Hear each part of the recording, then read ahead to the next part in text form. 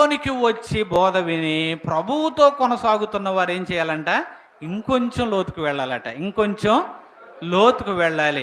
నీవు లోతుకు వెళ్ళినట్లయితేనే, అనగా దేవుని యొక్క వాక్యము, లేకపోతే దేవుని యొక్క ఆత్మీయత, లేకపోతే ప్రతి విషయములోనూ నీతి అనే విషయములో లోతైన విషయము, లోతుగా, లేకపోతే లోతైన అనుభవంలోనికి, వాక్యము విషయంలో లోతైన అనుభవంలోనికి, ప్రార్థన విషయంలో లోతైన అనుభవంలోనికి, యథార్థత విషయంలో లోతైన అనుభవంలోనికి, ఇంకొంచెము లోతులోనికి నీవు వెళితేనే నీవు ఆశీర్వదింపబడతావు.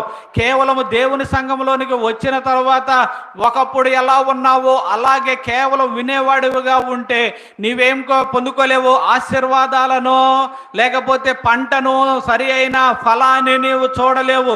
ఎక్కడికి వెళ్ళాలి? లోతైన అనుభవంలోనికి నీవు నేను వెళ్ళాలి. హల్లెలూయా.